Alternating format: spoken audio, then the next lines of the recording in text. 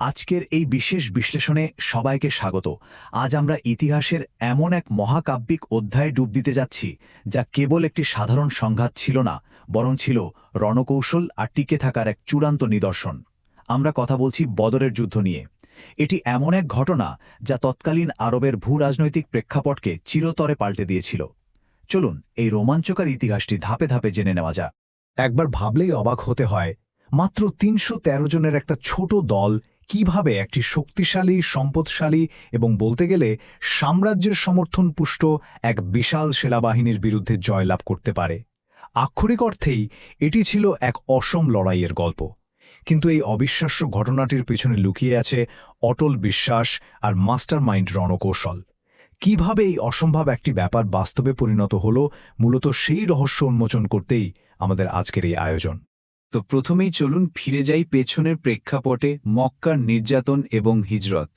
৬১০ খ্রিস্টাব্দে ইসলাম প্রচার শুরু হওয়ার পর থেকে পরবর্তী ১২টা বছর মক্কার মুসলিমদের উপর দিয়ে এক ভয়াবহ সময় পার হয়।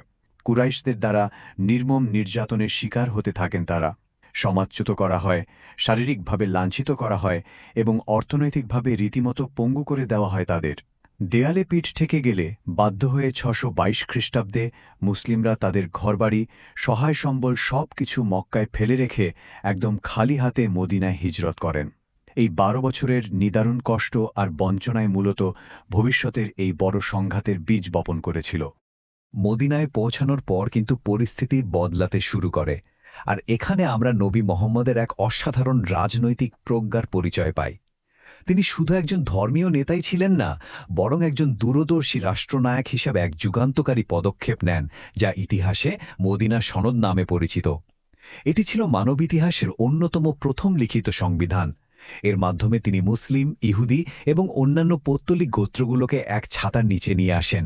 একটি পারস্পরিক প্রতিরক্ষা চুক্তি তৈরি হয়, যা সংখ্যালঘুদের অধিকার নিশ্চিত করেছিল এবং মদিনাকে একটি ঐক্যবদ্ধ নগর রাষ্ট্রে পরিণত করেছিল।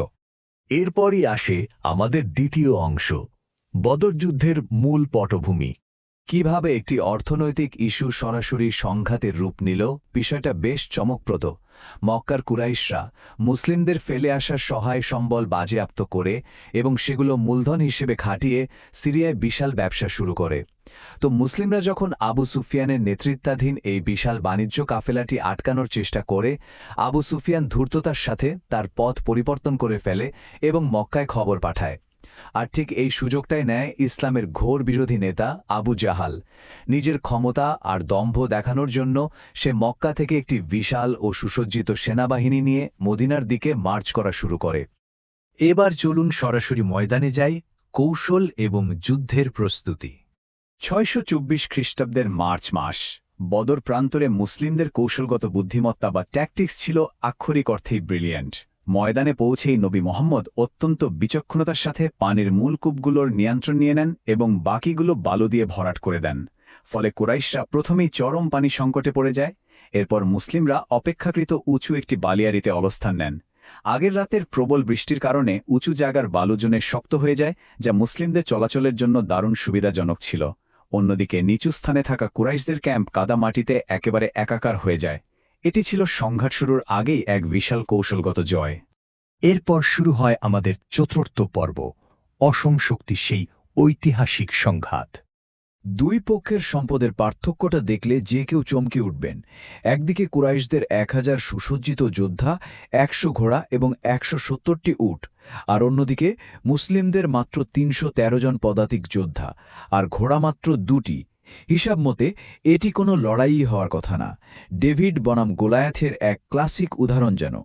কিন্তু এই পরিসংখ্যানই প্রমাণ করে যে যুদ্ধের ময়দানে কেবল সংখ্যাধিক্যই সবসময় শেষ কথা বলে না। শুরু হলো লড়াই। এবার জানব যুদ্ধের গুরুত্বপূর্ণ ঘটনাবলী। সে যুগের আরবীয় রীতি অনুযায়ী মূল যুদ্ধ শুরু হতো দ্বৈত লড়াই বা ডুয়েল দিয়ে। মক্কার দিক থেকে অহংকারের সাথে এগিয়ে আসে তাদের ৩ দুর্ধর্ষ এবং অভিজাত যোদ্ধা, উতবা, সায়বা এবং আল ওয়ালিদ। তাদের মোকাবেলা করতে মুসলিম সারি থেকে বেরিয়ে আসেন ৩ বীর, হামজা, আলী এবং উবাইদা। এক শ্বাসরুদ্ধকর ডুয়েল শেষে মুসলিম চ্যাম্পিয়নরা প্রাথমিক এই লড়াইয়ে অসাধারণ জয়লাভ করেন। এটি কুরাইশদের অহংকারে দারুণ এক মনস্তাত্ত্বিক ধাক্কা দেয়। তবে দুঃখজনকভাবে এই লড়াইয়ে বীর উবাইদা মারাত্মকভাবে আহত হন এবং পরবর্তীতে শাহাদাত বরণ করেন। ডুয়েলে হেরে কুরাইশরা একেবারে ক্ষিপ্ত হয়ে ওঠে এবং তাদের বিশাল বাহিনী নিয়ে প্রবাল আক্রমণ শুরু করে। এই পর্যায়ে মুসলিমরা তাদের শারীরিক সহনশীলতা আর শৃঙ্খলার চূড়ান্ত প্রমাণ দেন।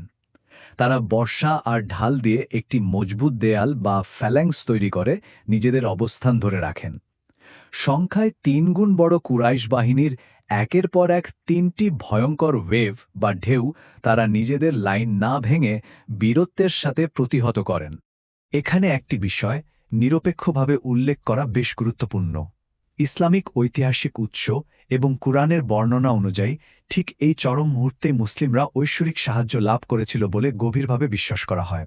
পবিত্র কুরআনে উল্লেখ রয়েছে যে এই কঠিন সময়ে ধৈর্যশীল মুসলিমদের সাহায্য করার জন্য স্বয়ং প্রধান ফেরেশতা জিব্রাইলের নেতৃত্বে হাজার হাজার ফেরেশতা অবতীর্ণ হয়েছিলেন। এই গভীর বিশ্বাসটি মুসলিম যোদ্ধাদের মনোবলকে এক অভাবনীয় মাত্রায় উন্নীত করেছিল। কুরাইশরা যখন বারবার আক্রমণ করে তাদের মোমেন্টাম বা শক্তি ধীরে ধীরে হারিয়ে ফেলছিল। ঠিক সেই মোক্ষম মুহূর্তেই নবী মোহাম্মদ পাল্টা আক্রমণের নির্দেশ দেন। অদম্য সাহসের সাথে মুসলিম বাহিনী একযোগে ঝাঁপিয়ে পড়ে। এই প্রবল এবং অপ্রত্যাশিত ধাক্কা মক্কার বিশাল বাহিনীর মনোবল পুরোপুরি ভেঙে দেয় আর তারা ছত্রভঙ্গ হয়ে পালাতে শুরু করে। আর ঠিক এই বিশৃঙ্খলার মাঝেই পতন ঘটে মক্কার দম্ভের প্রতীক এবং যুদ্ধের মূল ইন্ধনদাতা আবু জাহেলের। যুদ্ধের চূড়ান্ত পরিসংখ্যানের দিকে তাকালে দেখা যায় এই রক্তক্ষয়ী সংঘর্ষে ১৪ জন মুসলিম যোদ্ধা শহীদ হন। অন্যদিকে মক্কার ৭২ জন নেতৃস্থানীয় কুরাইশ নিহত হয় এবং আরও ৭০ জন বন্দী হয়। অবাক করা বিষয় হল এই বন্দীদের সাথে অত্যন্ত মানবিক আচরণ করা হয়েছিল, যা সেই যুগের নিষ্ঠুর যুদ্ধরীতিতে ছিল রীতিমতো এক বিরল দৃষ্টান্ত। আর এর মাধ্যমেই এই সামরিক সংঘাতের আনুষ্ঠানিক সমাপ্তি ঘটে।